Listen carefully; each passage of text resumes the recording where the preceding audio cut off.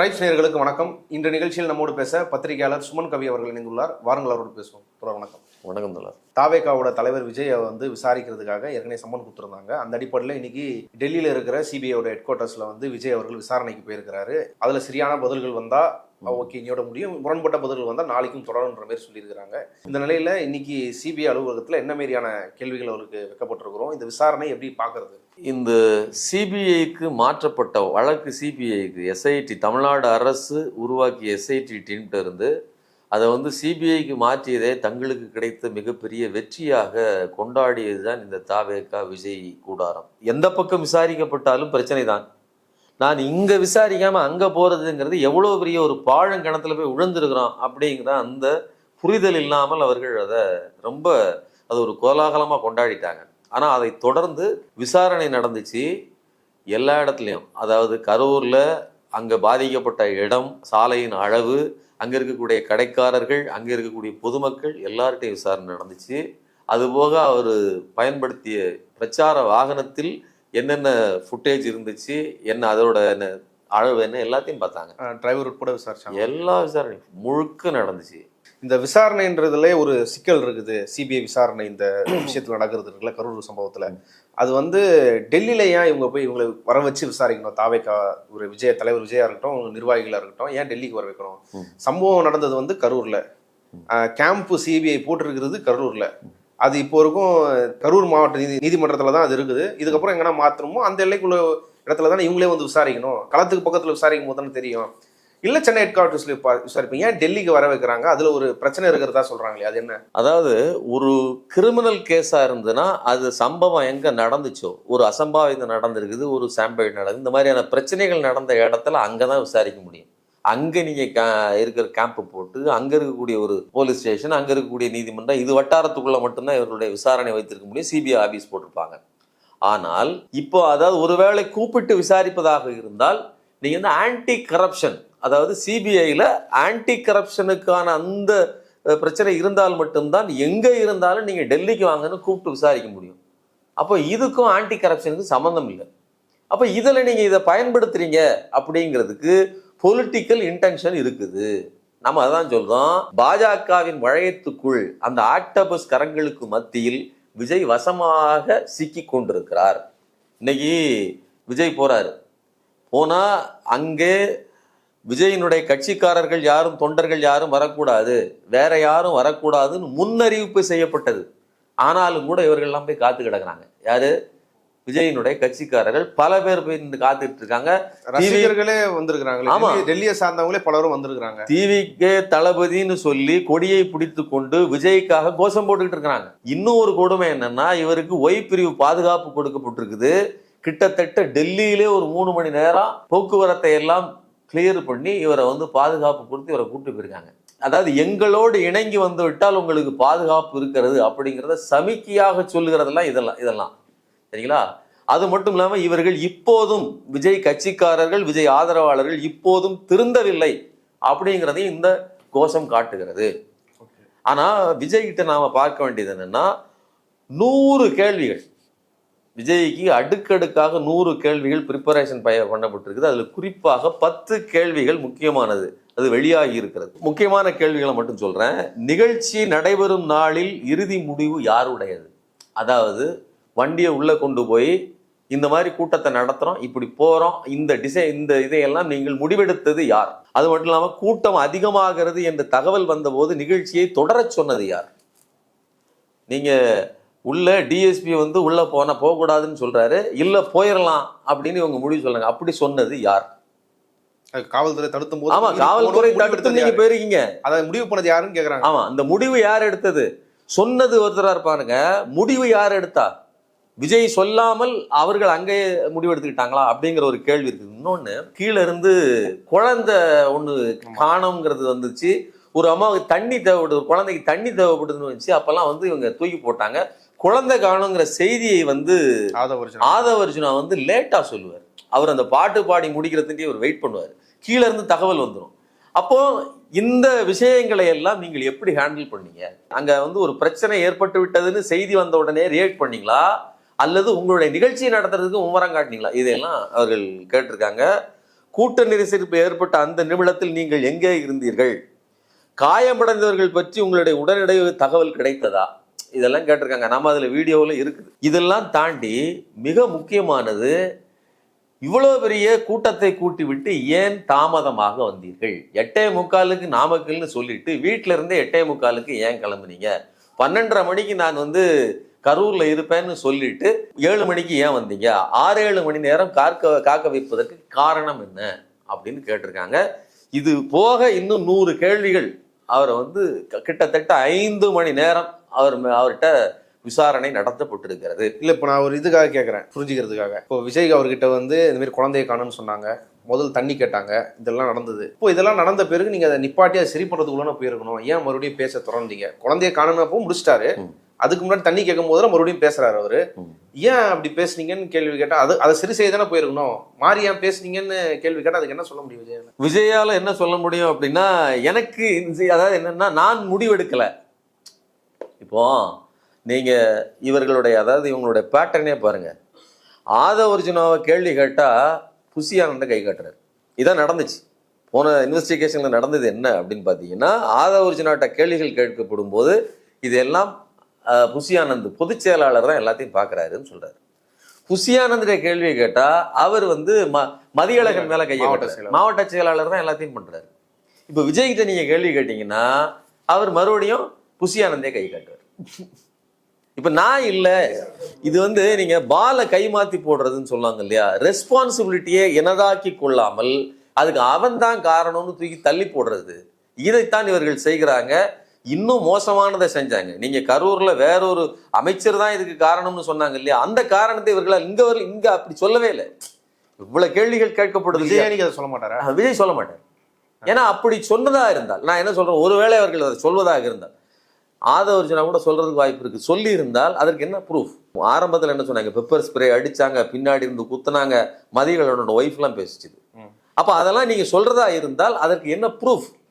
கரண்டை கட் பண்ணாங்கன்னு சொல்றீங்க. கரண்ட் ஏற்கனவே அங்கே மக்கள் மேல ஏறி அந்த கரண்ட் கம்பிக்கு மேல ஏறுறாங்க, கரண்ட் பாஸ் ஆகிட்டு இருக்குங்கிற நெருக்கடியில நீங்க நியமித்திருக்கிற நபர் தான் கரண்டை கட் பண்றாரு தவிர வேற யாரும் எங்கேயோ இருந்து வர்றது கட் பண்ணல. ஸோ இதெல்லாம் ரீசன் இருக்குது. நீங்க பிரச்சனை நடக்கும்போது அதை நிறுத்தி விட்டு அதுக்கு ரெஸ்பான்சிபிலிட்டியா இறங்குனீங்களா இறங்கலையா, மக்களுக்காக நின்னீங்களா நிக்கலையாங்கிற கேள்விகள் எல்லாம் இங்க இருக்கிறது. இந்த பதிலெல்லாம் எப்படி பதிவு செய்யப்படுது? அது இவர் சொல்றதெல்லாம் ரொம்ப ரொம்ப யோசிச்சுதான் சொல்ல வேண்டியது இருக்கு. ஏன்னா இதெல்லாம் பதிவு செய்யப்பட முடியுமான்னு கேட்குறேன். இப்போ இதுல 2 விதமாக பதிவு செய்யப்படுது. ஒண்ணு விஜயே இதற்கான பதில்களை எல்லாம் எழுதி அவர் கையெழுத்து போட்டு அவர் கொடுக்கணும் ஒண்ணு. இன்னொன்னு அவர்கள் ரெஜிஸ்டர் பண்ணிருந்தாங்க அவர் சொல்றத ஃபுல்லா, அதுக்கப்புறம் நீங்க படிச்சு பாருங்க அப்படின்னு சொல்லி அவர்கிட்ட கொடுத்து அவர் அதுல கையெழுத்து போட்டு கொடுக்குறாரு. இப்படி 2 விதமாக விசாரணையை நடத்தியிருக்காங்க. அப்படிங்கிற சிபிஐ அலுவலகத்துக்கு முன்னாடி வரக்கூடாதுன்னு நீங்க சொல்லியிருந்தீங்க, வரக்கூடாது உத்தரவு போட்டு வந்திருக்கிறாங்க. வந்தவர்களை தொலைக்காட்சி சேர்ந்த நிருபர்கள் பேட்டி எடுத்திருக்கிறாங்க. அதாவது தாவேகா தொண்டர்னு சொல்லியிருக்காங்க, இல்லை விஜய் ஃபேன்ஸ்னு அவங்களே சொல்லிக்கிறாங்க. அவங்க என்ன சொல்றாங்கன்னா, இது என்ன நடந்தது எல்லாருக்கும் தெரியும், மறுபடியும் அதே விஷயம் சொல்லிட்டு, அவர் விஜய் கண்ணை பார்த்தாலே தெரியுது, அவர் தூங்கியே பல நாள் ஆச்சு, நம்மளும் அதுக்கு ஒரு காரணம் ஆயிட்டோமேனு அவர் ஒரு குற்ற உணர்ச்சியில் இருப்பாரு. அவர் மேல தப்பு இருக்குன்னு அவர் விசாரணைக்கு போகல, அவர் ஒரு சாட்சி, அதெல்லாம் பார்த்துருக்கிறாரு அப்படின்னு. அது யார் செஞ்சாங்களோ அவங்கள இன்னும் வலுப்படுத்துறதுக்காக, அவங்க மேல குற்றத்தை வலுப்படுத்துறதுக்காக தான் விஜய சாட்சியா தான் கூப்பிட்டுருக்காங்க. அவரு ஏன் இப்படி தடுக்கிறீங்க அவர் வர்றதுன்ற மாதிரி மறுபடியும் அங்கேயே பேசுறாங்க. சிபிஐ ஆஃபீஸ் வெளியே பேசுறாங்க. இதை இன்னொரு கட்சி செய்ய முடியாதுல இல்ல. அதாவது இந்த இவர்களுக்கு ஒரு பெரிய அதீத விஜய் மேல ஒரு பற்றுதல் இருக்குது, அவங்க பேசுறாங்க அப்படின்னு நம்ம எடுத்துக்கலாம். ஆனா இப்ப நமக்கு என்ன கேள்வின்னா, விஜய் அதற்கு பிறகுதான் ரொம்ப ஜாலியா துள்ளி குதிச்சாரு. படிக்கட்டுல இறங்கி நீங்க துள்ளி குதிச்சு அவரு விழாக்களுக்கு போனதெல்லாம் பார்த்தீங்க. ஆமா, நீங்க ஆடியோ லான்ச்சுக்கு மலேசியாவுக்கு போனப்பெல்லாம் அவ்வளோ ஜாலியா இருந்தாரு. இவங்க சொன்னது ஒருவேளை 2 நாளா தூங்காம இருந்திருக்கலாமே தவிர கரூர் சம்பவத்துக்கு அப்புறமே தூங்கவே இல்லைங்கிறதுக்கு சாதாரணமே இல்லை. அவர் குத்துவாட்டு ஆட்டம் போட்டதை நாம பார்த்தோம். ஸோ அந்தந்த இடத்துல அந்தந்த மனநிலையில் அவர் ஜாலியாக தான் இருக்காப்புல. இன்னும் சொல்ல போனால் 40 பேர் செத்துருக்காங்கிற கவலை கூட கிடையாது. 40 பேர் செத்தாங்கிறது மட்டும் இல்லை, அதுக்கப்புறம் அஜிதா அந்த மாதிரிலாம் நின்னாங்க. அவங்க சூசைட் அட்டன் பண்ணாங்க. அதே மாதிரி திருவள்ளூர் மாவட்டத்தின் நிர்வாகி சூசைட் அட்டன் பண்ணாரு. எல்லாத்தையும் வச்சுக்கிட்டே தான். ஒரு பக்கம் 2 நிர்வாகிகள் சாய கிடக்குறாங்க, போட்டுட்டு நீங்க போய் துள்ளி குதிச்சு டான்ஸ் ஆடு குத்தாட்டம் போட்டு வரீங்க. அப்ப அதனால விஜயினுடைய அந்த ஆட்டிடியூட் பிஹேவியர்ல குற்ற உணர்ச்சி இருக்குது, அவர் பயந்துட்டாரு, ஐயோ நெருக்கடியில் இருக்கிறார், அதெல்லாம் சுத்த ஹம்பக்கு. இது இவர்களுடைய ஒரு உளவியலை காட்டுது. ஆனா என்னன்னா, விஜய் இப்போ அனுபவிச்சுட்டு இருக்கிறாருல்ல, அவர் ரொம்ப லைட் வெயிட்டா ஒரு விஷயத்தை எடுத்துக்கிட்டார்ல, நான் ஒன்றும் பிரச்சனை இல்லை பார்த்துக்கலாம் அப்படிங்கிற அந்த உணர்வு இருக்கு இல்லையா, அது அப்படி இல்லை அப்படிங்கிறது இருக்குது. விஜயை கூட்டணிக்கு எப்படியாவது நெருக்க வேண்டும், கூட்டணிக்கு வந்தாகணும் அப்படிங்கிற நிர்பந்தத்தை கொடுப்பதற்கு தான் இதை நாலா பக்கமும் நெருக்கிறாங்க. பாஜக தரப்புல இருந்து என்ன சொல்றாங்கன்னா, விஜய தானே வந்து இங்க லோக்கல் பாடி எஸ்ஐடி வந்து விசாரணை, அதாவது ஸ்டேட் கவர்மெண்ட் விசாரிக்க கூடாது, அது இல்லாத ஒண்ணு வேணும்னு சொன்னாரு. சிபிஐ விசாரிக்கணும்னு சொன்னது வெற்றின்னு அவர் தானே சொன்னாரு. அவர் அது கான்சியஸா தானே அதுக்குள்ள வராரு, அங்கதான் நீதி கிடைக்கும் தானே வராரு. இது எதுவும் ட்ராப் மாதிரி நீங்க எப்படி பேச முடியும்? அவர் எடுத்த முடிவு தானே அது. விஜய் பாஜகவுக்கு முரணான நபர் கிடையாது, பாஜகவும் விஜய்க்கு முரணானது கிடையாது. நீங்க இதை சரியா புரிஞ்சுக்கணும். ஒரு நூல் இழையில் தான் இந்த பிரச்சனையினுடைய நுட்பத்தை நீங்க புரிஞ்சுக்கிட முடியும். விஜயினுடைய திரைப்பட வெளியாகுதுல சிக்கல் வருது. அந்த திரைப்படத்துக்காக வாதாடுகிறவர் யாரு அப்படின்னா, முகில் ரோத்தகி அப்படிங்கிற 2014 இருந்து 17 வரையிலும் அட்டார்னி ஜெனரலா இருந்த பாஜக ஆதரவு பெற்ற அல்லது பாஜக சார்பு கொண்ட ஒரு நபர். பாஜக பீரியட்ல தான், ஆமா பீரியட்ல தான் இருக்கிறாரு அவரு. அப்புறம் சதீஷ் பராசரன்கிற யாரு அப்படின்னா, பாபர் மசூதி இடிப்பு வழக்கு நடந்துச்சு இல்லையா, அதுல அவர் பழைய அட்டார்னி ஜெனரலா இருந்தவர், தமிழ்நாட்டை சேர்ந்த பராசரன்கிற மிக மூத்த வழக்கறிஞர். என் வாயுவின் கடைசி கேஸா நான் இதை எடுத்து நடத்திட்டு அதை நான் முடிச்சு வச்சுட்டு தான் போவேன், என் கையால தான் இந்த கேஸ் வந்து முடிக்க வைக்கப்படணும்னு சொல்லி தீவிரமாக வெறித்தனமாக ஒரு இந்துத்துவ கண்ணோட்டத்தோடு இயங்கக்கூடிய ஒரு குடும்பம். அந்த குடும்பத்தை சேர்ந்த சதீஷ் பராசரன் இவர்கள் தான் இவருக்காக வாதாடுறாங்க. அப்போ பாஜகவை சேர்ந்த முன்னணி வக்கீல்களைத்தான் விஜய் பயன்படுத்துகிறார். விஜய்க்காக ஒவ்வொரு இடத்தில் வந்து நிற்பவர்களும் பாஜகக்காரர்கள் தான். ஏன் ஒன்றும் வேண்டாம், இந்த புஷி ஆனந்துக்கு ஜாமீன் வாங்கினதுல இருந்து எல்லா விஷயத்திலையுமே இங்க இருக்கக்கூடிய பாஜக வக்கீல்கள் அல்லது ஒன்றியத்தில் இருக்கக்கூடிய பாஜக வக்கீல்கள் இப்படிதான் இருக்குது. அப்போ பாஜகவோடு இந்த அளவுக்கு சமரசமாக ஒன்றும் ஒண்ணுமா பழகிட்டு தான் இருக்கிறாரு. அந்த தைரியத்துல தான் சிபிஐக்கு போனா நாம பார்த்துக்கலாம்னு நினைச்சாங்க. ஆனால் பாஜக ஒரு முடிவு எடுக்கிறது, நீங்க தனித்து நின்று ஆடுவது எங்களுக்கு லாபம் இல்லை, எங்களோடு கூட்டணிக்கு வாருங்கள்னு சொல்லுது. நான் என்ன கேட்குறேன், விஜயை பொறுத்தவரைக்கும் நீங்க எனக்கு எதிரி வந்து திமுக தான் அப்படின்னு சொல்லி இந்த பிரச்சனைகள்லாம் நடக்கும்போது, ஸ்டாலின் அங்கிள் வாங்க, உங்களுக்கு தில் இருந்தா என்னை வந்து தொட்டு பாருங்க, நான் பனையூர்ல தான் இருப்பேன் அப்படின்னு சவடால் விட்டீங்கல்ல. இன்னைக்கு இவ்வளவு நெருக்கடி வருது இல்ல, வரும்போது ஒரு வார்த்தை, மோடி அங்கிள் உங்க கையில இருக்கக்கூடிய அத்தனை ஆயுதங்களையும் வைத்து, அத்தனை ரத்த கச்ச துறக்க பதாதிகளையும் வைத்து, சிபிஐ வைத்து என்னை நெருக்கிறீங்களா, எங்க ஆட்களை விட்டுருங்க, என்னைய பிடிங்க, முடிஞ்சா வந்து தொட்டு பாருங்க, சொல்ல வேண்டியதானே. அவ எவ்வளவு தொடை நெடுங்கியாக. நான் என்ன சொல்றேன், உங்களுக்கு ஒண்ணுன்னா நான் வந்து நிப்பேன், மக்களே உங்களுக்கு ஒரு பிரச்சனைனா நான் வருவேன் அப்படின்னு சொல்ற விஜய், தனக்கு ஒரு பிரச்சனை இன்னைக்கு பாஜக எல்லா விதத்திலையும் வட்டத்தை போட்டுட்டு, ஒரு பக்கம் ஜனநாயகம் ரிலீஸ் கிடையாது, இன்னொரு பக்கம் நீங்க ரிலீஸ் கிடையாது அப்படிங்கிற மாதிரி உங்களை விசாரிக்குது, உங்கள் கட்சிக்காரர்களை நெருக்கடி கொடுக்குது, கண் முன்னால தெரியுது. இல்ல இப்ப இந்த சென்சார் விஷயத்துல எப்படி பாஜக தான் அதை செய்யுதுன்னு சொல்றீங்க? இப்போ பாஜகவை சேர்ந்தவர்கள் எல்லாம் சொல்றாங்கன்னா, தமிழிசையா இருக்கட்டும், இன்னும் பலர், கஸ்தூரி பலர் இருக்கட்டும், அண்ணாமலை கூட இருக்கட்டும், நாங்க தடுக்கிறதா இருந்தா பராசக்தியை தானே முதல் தடுக்கணும், சென்சார் பண்ணி, அதுதானே எங்களுக்கு நேரடியாக எதிர்ப்படும், அதை நாங்க விட்டுட்டு ஏன் நாங்க ஜனநாயகம் தடுக்கணும்? இது பொருளற்ற. பராசக்தி தடுக்கப்படலைன்னு எப்படி சொல்ல முடியும்? விஜய்க்கு தடுக்கப்பட்டதுங்கிறது வந்து விஜய் கத்துறாரு, விஜய் வெளியில கத்துறாரு மீன்ஸ் விஜய் சார்ந்தவர்கள் அதை வெளியில பூதகரப்படுத்துறாங்க. பராசக்திக்கு 25 இடங்கள்ல வெட்டு விழுந்திருக்குது, வசனங்கள் தரித்து தூக்கப்பட்டிருக்குது, கடைசி நிமிஷம் உங்களுக்கு சர்டிபிகேட் கொடுக்கறதுல இழுத்தடிப்பு செஞ்சாங்க, எல்லாம் பிரச்சனை இல்லாம இல்ல. இப்ப சென்னை உயர்நீதிமன்றத்துல இந்த கேஸ் நடக்கு இல்லையா, உங்களுக்கு ஜனநாயகன் சம்பந்தப்பட்ட கேஸ் நடக்குது, உடனடியாக நாங்க இன்னைக்கு ரிலீஸ் பண்ணி ஆகணும் அப்படின்னு சொன்ன உடனே யூஏ சர்டிபிகேட்டை கொடுத்துட்டு உடனடியாக இதை வந்து நீங்க படத்தை ரிலீஸ் பண்றதுக்கு அனுமதிங்கன்னு சொல்லி நீதிபதி சொல்றாரு. அடுத்த கட்டமாக உடனே இந்த கேஸை மறு அமர்வுக்கு கொண்டு போறாங்க. இவர் துஷார் மேத்தா நேரடியா அங்கிருந்து காணொளி காட்சி மூலமாக சொலிசிட்டர் ஜெனரல் அவரு ஆஜராகிறாரு. அடுத்து அந்த கேஸை மறுபடியும் எடுக்கிறாங்க, மறு விசாரணைக்கு எடுக்கப்படுது. 21ஆம் தேதி தான் வந்து தீர்ப்பளிக்கப்படும் தள்ளி வச்சிருக்காங்க. சரிங்களா? அப்ப இந்த அளவுக்கு நெருக்கடி கொடுக்கப்படுது இல்லையா. தமிழ்நாடு முதலமைச்சர் அவர் என்ன சொல்றாரு, உங்களுக்கு நீங்க என்ன சொல்றீங்க, ஒவ்வொரு இடத்துலயும் எனக்கு பொலிட்டிக்கல் எதிரி இவர் தான், அரசியல் எதிரி இவர் தான் சொல்றீங்க. அவர் சொல்றாரு, பாஜக தன் கையில் இருக்கக்கூடிய இடி, இன்கம் டாக்ஸ் மாதிரி, சிபிஐ மாதிரி தன்னுடைய சென்சார் போர்டையும் பயன்படுத்துகிறது, அது பராசக்தியும் ஒடுக்குகிறது, இதையும் ஒடுக்குதுன்னு சொல்லி பகிரங்கமா ஒரு ஜனநாயக பிரச்சனைக்கும் சேர்த்தான் சொல்றாரு. அது இந்த விஷயத்தை இப்படி ஒரு டிட்டு போடுறதுங்கிறது அது பராசக்தினோ ஜனநாயகனோ சொல்லல. இந்த சிபிஎஃப்சி இருக்கு இல்லையா, central board of film certification, அந்த போர்டையே வந்து நீங்க இப்படி நெருக்கடி கொடுப்பதற்கான ஒரு அமைப்பாக உருவாக்குகிறீர்கள் அப்படின்னு சொல்றாரு. அப்போ அவர் தெளிவாக அழுத்தமாக பேசும்போது உண்மையிலேயே நெருக்கடி உங்களுக்கு தான். நீங்க பேசிருக்கணும் கூடாது. ஏன் பேச மாட்டாங்க? அதாவது விஜய் கோழை இல்லை, அதாவது கோழைத்தனத்திலையும் மிக மோசமான கோழை. அதாவது ஒரு துளி அளவு கூட அரசியல் அறிவோ எதிர்த்து போராடுகிற போராட்ட குணமோ எதுவுமே கிடையாது. காரியம் என்னங்க, ஜெயலலிதா அந்த படத்தை டைம் டு லீடு தலைவா படத்தை நிறுத்தி வச்சுது, போய் காத்து கிடந்து கையை காலெல்லாம் கட்டி இன்னைக்கு அதுதான் நடந்துச்சு. அங்க விஷுவலை நீங்க பாத்துக்கங்க, அன்னைக்கு ஜெயலலிதா கிட்ட இப்படி நின்றுட்டு இருந்தாரு, இப்போ வீடியோ எடுக்கப்படல. இன்னைக்கு டெல்லியில யாருக்கிட்ட எப்படி நின்றுட்டு இருக்காருன்னு தெரியாது, ஆனால் நடந்துட்டு இருக்கிறது இதுதான். ஏன் ஒரு வார்த்தை கூட பேச மாட்டாங்க? அதாவது இதை காட்டமா கண்டிக்க வேணாம், போராட்டங்கள் நடத்த வேணாம், இந்த சிபிஐ விசாரணையா இருக்கட்டும், இல்ல சென்சார் படத்தை நிப்பாட்டுறதா இருக்கட்டும், ஒரு பேரளவில் அறிக்கை ஏன் விட மாட்டாங்க?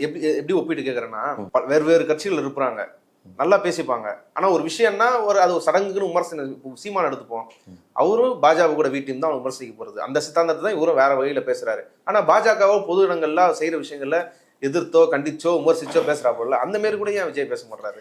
இல்ல, விஜயை பொறுத்தவரையிலும் அவர் திரைப்படத்துல சவடால் விடுவதற்கான ஆள் தான். அவர் வந்து மேடையில இப்ப கொடுக்கப்பட்டிருக்கிற அந்த டாஸ்க் வந்து சிறுபான்மையினர் வாக்குகளை பிரிப்பது, திமுகவை எதிர்ப்பது, இதுதான் அவருடைய அந்த வேடத்துக்கான இடம். அதை தாண்டி அவரால் வேற எதையும் பேச முடியாது. உண்மையை நான் என்ன சொல்றேன், பாசிசமாவது பாயாசமாவதுன்னு சொன்னீங்கல்ல, உண்மையான பாசிசம் என்ன செய்யும், எப்படி நெருக்கும், எப்படி உங்களை புழிஞ்சி எடுக்குங்கிறதுக்கு சத்தம் இல்லாமல் நடந்துகிட்டு இருக்கா. உங்க படம் வல்லது தடை, உங்களுக்கு விசாரணைங்கிற பேர்ல உங்களை கூப்பிட்டு எல்லா பக்கமும் நெருக்கடி, இவ்வளத்தையும் உங்க கட்சிக்காரர்களுக்கு நெருக்கடி, இவ்வளவும் கொடுக்கும் போதும் சத்தம் போடலைன்னா திருடனுக்கு தேள் கொட்டியது மாதிரின்னு சொல்லுவாங்க. அதை நீங்க புரிஞ்சுக்கணும். வீட்டுல திருட போயிருக்கிறான், திருட்டு பேல தேளு கடிச்சிருச்சு, கத்த முடியாது. ஏன் கத்த மாட்டேங்கிறாருன்னா, உங்கள்ட்ட மடியில் கனம் இல்லாமல் இருந்தால் நீங்க துணிஞ்சு பேச முடியும். நீங்க விடுறது சவடால். நீங்க விஜயை ஒருவேளை நீங்க இப்ப இதுல வந்து பிஜேபி ஒருவேளை நீங்க எதிர்த்து பேசுனீங்கன்னு வச்சுக்கோங்களேன், ஒண்ணு படம் வழி வராது, ஒண்ணு. இன்னொன்னு, நீங்க அடுத்த கட்டமா இந்த விவகாரத்துக்காக சிபிஐ உங்களை தூக்கி உள்ளே வைக்கிறதுக்கு வாய்ப்பு இருக்குது. 2. இன்னொன்னு, நீங்க திரைப்படங்கள் எந்த படம் வந்தாலும் விஜய் இதுவரைக்கும் வாங்கிய தொகை இருக்கு இல்லையா, அவர் வசூலிச்சது இருக்கு இல்லையா, அவர் நேர்மையான முறையில் டிக்கெட் வித்தா வந்துச்சு. 200 ரூபா டிக்கெட்டை 200 ரூபாய்க்கு வித்தா இவர் வந்து வருமானத்தை பார்த்தாரு. அப்போ திருடனுக்கு தேள் கொட்டிது மாதிரினா அவ்வளவு கரப்ஷன், அவ்வளவு பணம், அத்தனையும் பிளாக் மணி. ஒரு ரைடு விட்டா போதும் அடுத்த நிமிஷமே காணாம போயிருவீங்க. அப்போ ஏற்கனவே மாட்டிருக்கீங்கிறது மட்டும் இல்ல, பாஜக நினைத்தால் உங்களை உருத்தெரியாமல் மாற்றிவிடும். அது விஜய்க்கு தெரியும். அதனாலதான் சத்தம் இல்லாமல் அந்த சில பக்கத்து ஏரியாவுக்கு போயிட்டுனா நாய் உள்ள வால் இப்படி மடிக்கி வச்சுட்டு இன்னைக்கு பார்த்துருக்கீங்களா, அதே மாதிரிதான் இன்னைக்கு விஜயினுடைய நிலைமை இருக்குது. என்ன செய்யறதுன்னு தெரியாம நிக்கிறாப்புல. அவரால் இங்கே சவடால் விட்டது மாதிரி அங்க விட முடியல. இல்லை, இப்போ திமுக முதல்வர்களே வந்து இந்த மாதிரி சென்சார் போர்டை கண்டிச்சு ஒன்று போட்டிருக்காரு. இன்னைக்கு திமுக சார்ந்த பல நபர்களும் வந்து ஊடகங்கள்ல விஜய சிபிஐ விசாரிக்கிறது தப்புன்ற கருத்தை வந்து திமுக சார்ந்தவர்களே வந்து பதிவு பண்ணிட்டு இருக்கிறாங்க. இப்படி ஒரு தரப்பு வந்து பாஜக விஜயை ஒடுக்குதுன்னு சொல்லி திமுக தரப்புல இருந்து ஆதரவு. இன்னொரு பக்கம் ஜனநாயகன் தடைக்கும் சரி, சென்சார் போர்டு பிரச்சனைக்கும் சரி, காங்கிரஸ்காரங்க முழுக்க விஜய்க்கு ஒரு ஆதரவு நிலைப்பாடு எடுத்திருக்கிறாங்க. பல தலைவர்கள் அதை வலியுறுத்தி பேசுறாங்க. காங்கிரஸில் இருக்கக்கூடிய சில கூடாரங்கள், சில அதாவது அணி, தனித்தனி அணியா பிரிஞ்சிருக்காங்கல்ல, அதுல சிலருக்கு வந்து திமுக கூட்டணி மேல் இருக்கக்கூடிய அதிருப்தி, புதிய வாய்ப்புகளை தேடணுங்கிற ஒரு நோக்கம், தங்கள் அணிக்குள்ளே இருக்கக்கூடியவர்கள் அடுத்து எம்எல்ஏ சீட் வாங்கி ஜெயிச்சிடக்கூடாதுங்கிற அந்த உளவியல். நாங்க எம்பி ஆயிட்டோம் போன தடவை, இனிமேல் எவனும் எங்க இதுல எம்எல்ஏ ஆயிடக்கூடாதுங்கிற ஒரு கங்கணம் கட்டிக்கிட்டு வேலை செய்யற வேலை இதெல்லாம் வந்து காங்கிரஸ் தரப்புல நடக்குது. அதனால அவர்கள் ஆதரிப்பது என்பது வேறு விதமான ஒரு ஜுரத்துல இருந்து ஆதரிக்கிறாங்க. சரிங்களா? ஆனா திமுகவை பொறுத்தவரையிலும் எடப்பாடி பழனிசாமிக்கு நெருக்கடி வரும்போது கூட திமுக வாய் திறந்து பேசியிருக்குது. ஏன்னா அது வந்து தமிழ்நாட்டு உரிமைன்னு பார்க்கக்கூடியது. எதிரியாக இருந்தாலும் சரி, எங்களுக்குள்ள நாங்கள் போட்டி போடுறதுதான் சண்டை போடுறதுதான் எங்களுக்கு விவாதம் உண்டு. ஆனால் நீங்க ஒன்றியத்திலிருந்து வந்து எங்களை ஒடுக்கக்கூடாது அப்படிங்கிற உள்ளுணர்வு திமுகவுக்கு உண்டு. சிம்பிளா சொல்றேன். பன்வாரிலால் புரோஹித் நான் நகர்வலம் வருகிறேன்னு சொல்லி ராஜா மாதிரி அப்படி வெளியில வந்து எடப்பாடி பழனிசாமி ஆட்சி காலத்தில் 2017 நினைக்கிறேன், வெளியில வந்து எல்லாத்தையும் செக் பண்றாப்புல. இங்க மக்கள்லாம் நல்லா வாழ்றாங்களா, எப்படி இருக்காங்க, என்னன்னு ஒவ்வொன்றையும் விசாரிக்கிறார். அப்போ திமுக கடுமையாக போராட்டத்தை நடந்துச்சு. இது உங்க வேலை இல்லை கிடையாது சார், இது தேர்ந்தெடுக்கப்பட்ட ஒரு அரசோட வேலை. எது அரசு சும்மா உட்காந்துட்டு இருக்கு, எதுக்கட்சி சண்டை போடுது. இப்ப புரிஞ்சுக்கோங்க திமுகவோட நிலைமை என்னன்னு. திமுக ஆடுதா எதிரில் இருக்காங்கிறது விஷயம் இல்லை. தமிழ்நாட்டு உரிமைங்கிற அடிப்படையில் தான் விஜயை பார்க்கறது. விஜய் உத்தமர், அந்த கரூர் சம்பவத்துக்கு விஜய்க்கு சம்பந்தம் இல்லை, அப்படி பேசல. அதுவும் ஒரு ஃபாஸ்ட் நடவடிக்கை, அதான் அதை எதிர்க்க வேண்டிய கடமை அவங்க இருக்குது. ஆமா, இது ஒரு ஒடுக்குமுறை. இதை வந்து நியாயமா செய்யுங்க. இதுக்கு விசாரணை இங்க வந்து கரூர்ல நடக்க வேண்டியது எதுக்காக டெல்லியில் நடக்குது? அதுல தப்பு நடக்கல. ஒரு படம் அதுல வந்து கரெக்ஷன் இருந்துச்சுன்னா அது என்ன அதுன்னு முன்னாடியே கேட்டு முடிக்க முடியுமா முடியாதா? அதை நீங்க வந்து கடைசியில் இழுத்தடிக்கிறீங்க. கடைசி நிமிஷத்துல யூஏ சர்டிபிகேட் கொடுத்ததுக்கு அப்புறமும் போட்டு கழுத்தை நெரிக்கிறீங்க. 21ஆம் தேதி தான் மறுபடியும் ரிசல்ட்னு சொன்னா இனிமேல் 21ஆம் தேதிக்கு அப்புறம் எப்போ போஸ்ட்போன் பண்றது? இதெல்லாம் எதிர்த்து விஜய் பேசாம இருக்கிறதுக்கு பெரிய முக்கியமான காரணம் வந்து இந்த சிபிஐ விசாரணை கரூர் இன்சிடென்ட் தான் இருக்கும். நீங்க இதை இப்படி பாருங்க. இன்னைக்கு நீங்க ஒண்ணு முதல்வர் விஜய்க்கு ஆதரவா பேசியிருக்காரு, பராசதிக்கு ஆதரவா பேசியிருக்கிறாரு, அது மாநில உரிமைன்னு பேசியிருக்காரு. அதே இது இவரு துணை முதல்வர் உதயநிதி சொல்லியிருக்கிறாரு, உங்களுடைய முன்னாள் அடிமைகள் இந்நாள் அடிமைகள் யாரோடு நீங்கள் சேர்ந்து வந்தாலும் பாஜகவில் எங்கள் வீழ்த்த முடியாது, நாங்க 2024 ஜெயிக்கிறோம். நேத்து அதோட இருக்காரு புது அடிமை வந்து டெல்லிக்கு போகுதுன்னு. ஆமா, அதோட பொருள் என்ன அப்படின்னா அதிமுக அடிமை சேவகம் தான் பண்ணுது. அதிமுகவை நீங்க காலில் விட்டு தான் மிதிக்கிறீங்க. எங்களுடைய உரிமைகள், அதாவது அது ஒரு மாநில கட்சிங்கிற அடிப்படையில் நாங்க அதை பாதுகாக்கிறோம். சரிங்களா? அதே மாதிரி தான் விஜயையும் நீங்கள் நெருக்கிறீங்க. அவங்களும் உங்களுக்கு சாதகமா தான் உங்களுக்கு காலிடெல்லாம் கிடக்கிறாப்புல. எங்களுக்கு, அதாவது மாநில உரிமை எங்களுடைய பிரச்சனைன்னு தான் நாங்க அதை வந்து ஆதரிக்கிறோமே தவிர விஜய் அப்பழுக்கானவர், அது சுத்தமானவர் அற்றவர் அப்படின்னு நம்ம பேசுறதுக்கு இல்லை. அதே தான் நீங்க எடப்பாடி பழனிசாமி இப்ப என்னன்னா, இவர்கள் எல்லோரும் எவ்வளவு குத்து வாங்கினாலும் வெளியில சொல்றாங்களா? நீங்க பென்ட்லி கார்ல ஏசி அவ்வளவு கூத்து அப்படியே குளிர்ச்சியில இருக்கும்போது கூட முகத்தை தொடச்சிட்டு வெளியில வராருன்னா அங்க என்ன ரைடு விழுந்துச்சு? அதுங்க வார்த்தைகளால் வாயால் மட்டும்தான் பேசப்பட்டுச்சா எடப்பாடி பழனிசாமி? சரியாயிடுச்சு போல பிரச்சனை. இது போறேன் டெல்லிக்கு, ஆனா கட்சி எடுத்துட்டு போக மாட்டேன்னு அவரே சொல்றாங்க. அப்போ எவ்வளவு, அதாவது எவ்வளவு வெக்கம் கெட்டு போய் ஆயிட்டாங்கன்னு பாருங்க. அப்போ இது ஒரு பக்கம். இப்போ விஜய், அதாவது எடப்பாடி பழனிசாமி கேஸ் முடிஞ்சிருச்சு, கேட்டுக்குள்ள வந்தாச்சு. அவர் கூட கேட்டுக்குள்ள வரலைங்க, அது இன்னொரு கதை. நீங்க நல்லா கவனிங்க. அமித்ஷா 2 தடவை இங்க வந்தார் தமிழ்நாடு.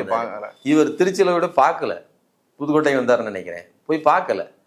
ஆனா நான் வந்திருக்கிறேன், என்னிட்ட வந்து நீ பேச மாட்டேங்கிற பார்க்க மாட்டேங்கிறன்னு சொல்லி மிரட்டி தான் கூட்டு போறாப்புல.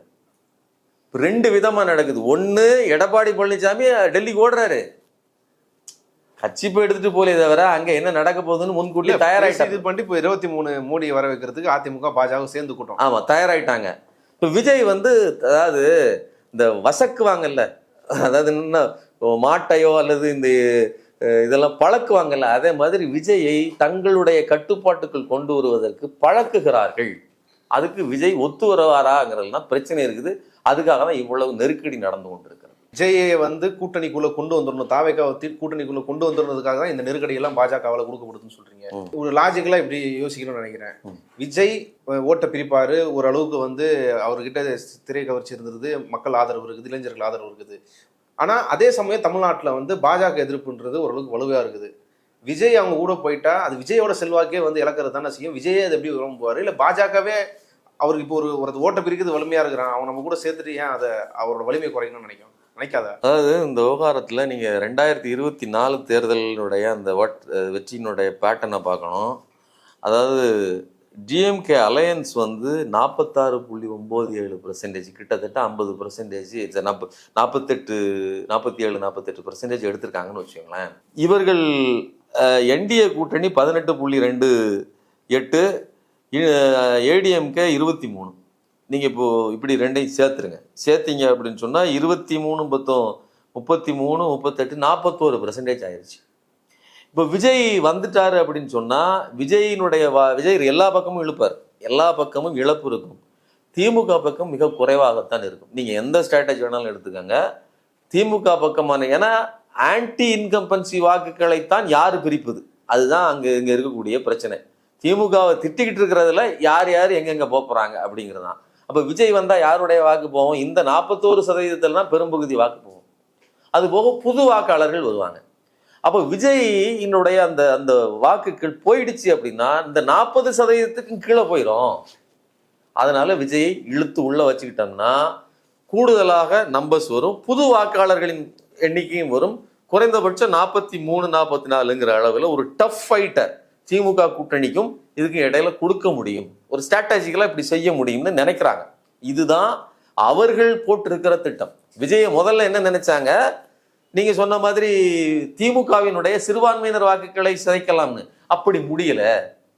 விஜய் அதுக்கான ஆளாக இல்லை. ஏன்னு கேளுங்க, நீங்க திருப்பரங்குன்ற விவகாரம் நடக்குது, ஒரு வார்த்தை பேசுறீங்க. நீங்க கிறிஸ்துமஸ் விழாவில் கண்ணாடி தூக்கி விட்டுட்டு குழந்தைகளோட கைத்தட்டி பாட்டு போனாப்புல கிறிஸ்தவர்கள் ஏமாந்துருவாங்களா? அவ்வளவு என்ன விவரம் தெரியாதவர்களா கிறிஸ்தவர்கள்? நீ திருப்பரங்குன்ற விவகாரத்தில் நீங்க தானே இருந்த, வாயில என்ன வச்சிருந்த? கொள்கை எதிரி தானே உனக்கு. நீ என்ன சொல்ற? அதெல்லாம் விட்டுட்டு களத்திலே இல்லாதவர்களை பற்றி நான் பேச மாட்டேன்னு சொல்றேன். அவங்க களத்தில் இல்லாதவர்கள். அவங்களோட ஸ்டேட்மெண்ட் அதுல வந்து தமிழக அரசு தான் தப்பா கையாளுச்சுன்னு. அது யாரோட பேச்சு? இது முழுக்க ஒரு பாஜகவை பாதுகாக்கிற பேச்சு. தமிழ்நாடு அரசு தப்பு பண்ணுது, பாஜக சரியா தான் இருக்குது, ஜிஆர் சுவாமிநாதன் மிகச்சரியாக செயல்படுகிறார், இதெல்லாம் யார் பேசுறா? இது சங்கிகள் பேசுறாங்க, ட்விட்டர்ல இருந்து எல்லா இதுலயும். அதை தான் நீங்க பேசுறீங்க. சரி, இதுல கூட அப்ப இதுல அம்பலப்பட்டுட்டீங்க. அதனால கிறிஸ்தவர்கள் இங்க உங்களை இது இப்போ பாஜகவுக்கு விஜயின் அவதார நோக்கம் பாஜகவுக்கு முடிந்து விட்டது. என்னன்னா விஜயால் அவர்கள் எதிர்பார்த்தது மாதிரி சிறுபான்மையினர் வாக்குகளை முழுவதுமாக பிரிக்க முடியாது. அப்போ அதிமுக கிட்ட இருந்து பிரியுது இல்லையா, அந்த ஆன்டி இன்கம்பன்சி வாக்குகளை சேர்த்தாகணும். இப்போ புரிஞ்சுல உங்களுக்கு? லாபம் வருதோ இல்லையோ நட்டம் இல்லாமல் கூட்டணி அமைக்கணும். அதுக்கு விஜய் உள்ள வரணும். இதுதான் இப்ப இருக்கிற சினாரியோ. இப்போ விஜய் வெளில இருக்கிறது இன்னும் மோசமா இவங்க தோல்வியை தான் உத்தரவாதப்படுத்துது. மிக மோசமான தோல்வி ஏற்படுத்தும் இந்தியா கூட்டணி. ஓகே, இவ்வளவு நேரம் இந்த செய்தி குறித்து விரிவா உங்க கருத்துக்களை பகிர்ந்து கொண்டதுக்கு நன்றி. நன்றி.